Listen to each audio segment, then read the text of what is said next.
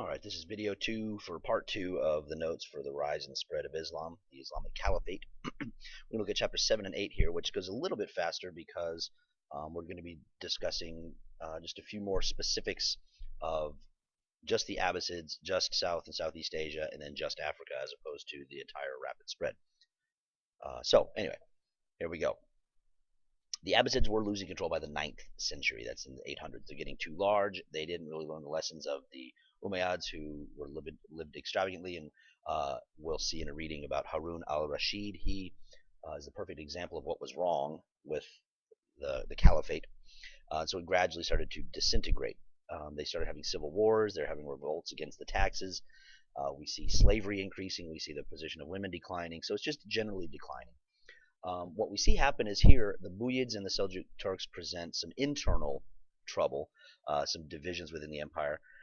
And so this weakness, plus the fact that the traditional Jewish and Christian Holy Land had been conquered by the Muslim Caliphate, this led to the Crusades, which was a meeting between East and West, if you want to call it that, Christian Europe embarking on a crusade to take the Holy Land back from the Muslim conquerors.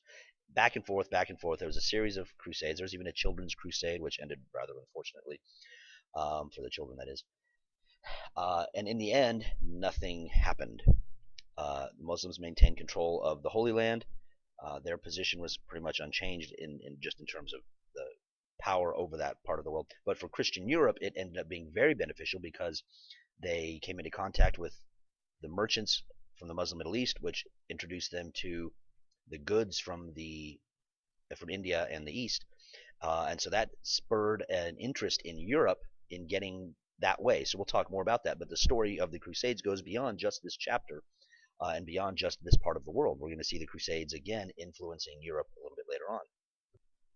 Okay, so this guy here, Saladin, is an important name for you to know because he was a very prominent leader, and he was responsible for the kind of the end of the Crusades. He famously gave the keys to one of the churches to a Christian church, to a Muslim family, ensuring that no one could deny access to someone else. So he was the leader at the time that Richard the Lionheart, who you will see later on, was a king from Europe. But Saladin is an important name. He was a leader of the Caliphate as well as during the Crusades. So we see on this little timeline that I have here, the Crusades are an important part that we will be discussing and observing more in class, as well as later on when we talk about Europe. The Seljuk Turks are some people that we'll see popping up again later on. The Buyids were kind of a minor. They let the Abbasids stay in power, but they were just kind of an in-between period between the Caliphate of the Abbasids and the Seljuk Turks. So we'll see them a little bit more later on. Now we see it in the mid to late 1200s is when the Mongols start to become a problem. Baghdad falls to the Mongols, and this stops the expansion of the Islamic Caliphate and even kind of shrinks it a little bit as the Mongols are taking territory. But that's the story that we'll get to a little bit later on when we talk about the Mongols.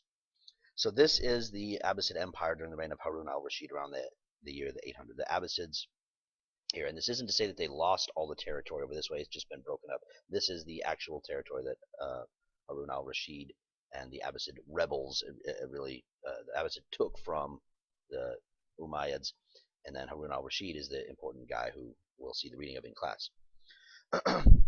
So as they're gaining wealth, I've mentioned this before, there's more of a demand for slaves, and this is something that we see has long-lasting impact, because as the caliphates expand into Africa, that opens up a new avenue of slavery that we'll be discussing when we get down into the transatlantic slave trade.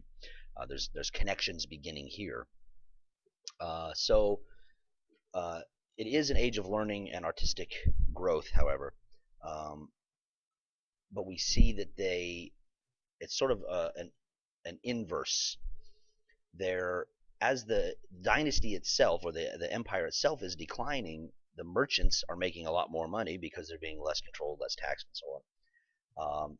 But we also see culturally they start taking some of the ideas from the Persians. We see the veil.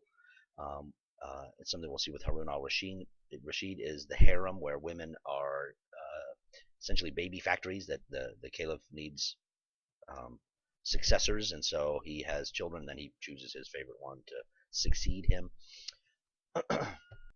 So when Harun al-Rashid dies, this is another succession problem. Who's going to take his place? Because again, there's uh, people who claim legitimacy over someone else, and this leads to a civil war, which is really a part of the downfall. It doesn't last until it doesn't last much longer after him, but really it's the Mongols that bring an end to it, and then Tamerlan, who we'll see a little bit later on. Oh, this is what I was saying about the Buyids. I got a little ahead of myself, so just pretend like I'm talking about the Buyids. So now they expand into South Asia. It presents a new challenge. First of all, it spreads for the reason you might think, trade. They're bringing their faith with them, and then there is some conquest involved, but also a lot of it has to do with just knowledge and conversion in a peaceful way. But this is an interesting thing because from the Arabian Peninsula, it was Arabs and other such other like Persian type people, Middle Eastern people, and Muslim rule was easier because the people would convert to Islam. When they get into India, however, because Hinduism is such a part of the culture and part of the life, people didn't convert as frequently. So the Hindus were kind of the majority, and they tried to maintain dominance, but they were ruled by Muslims. But this is where we see some of those achievements that the math, the science, the chemistry, the medicine, some of the things that Arabs either built upon or brought from India. It's called the Delhi Sultanate. This is a map that you can see. We'll see Tamerlan a little bit later. He's going to be in a little bit later chapter. So it does then end up spreading to Southeast Asia as well, from India. Southeast Asia being, here's India, like China's up here, Southeast Asia is over this way. So it spreads to Southeast Asia because of trade contacts, and we see it starts to sort of blend between Hindu and Buddhist and Muslim. That's where we see a little sect called Sufi. Now, chapter 8, this is African civilizations. The important things that we see here aren't even so much Islam as much as trade. Because in Africa, first, what we have are stateless societies initially. And this is difficult because there's no political unity. So war, external threats, things like that, they couldn't withstand or maintain their ways of doing things.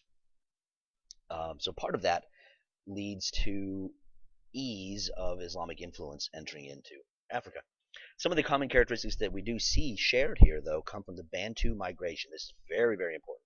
The Bantu home area is over in Western Africa, and they spread throughout, and we see that they brought with them language is a big thing. They have religious traditions that they take with them. There's some agricultural practices that they maintain.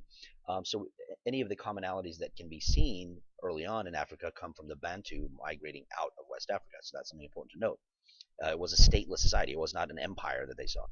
Until we get to the later kingdoms and later empires, some of which are the most important ones. First, West Africa over here that we'll talk about, but then first we can zoom in and see Middle East. Christianity begins here. Judaism is here. So we have early on some Christian kingdoms, Ethiopia, Aksum, Kush. We've seen those in class. Coptic Christianity in Egypt.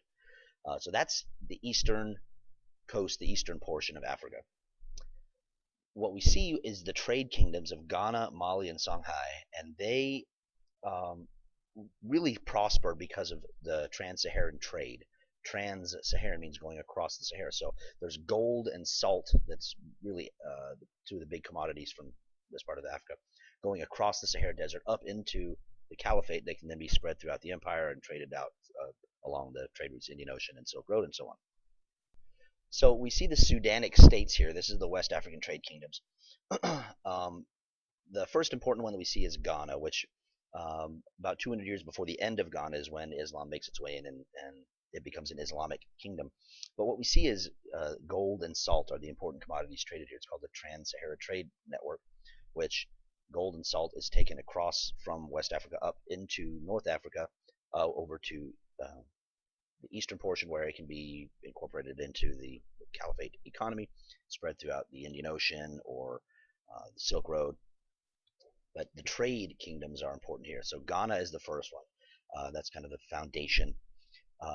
Following that was Mali, which was agricultural, also though gold and salt. Important people here, Sundiata, who was the founder of the empire, and we see a name in that we're going to see in there that you guys need to be aware of is Ibn Battuta, which you'll see him. But anyway, Sundiata is the founder, but then an important leader later on is Mansa Musa. And Mansa Musa is famous for his Hajj. He made the journey to go to Mecca, like Muslims are supposed to, from one of the pillars of the 5 pillars.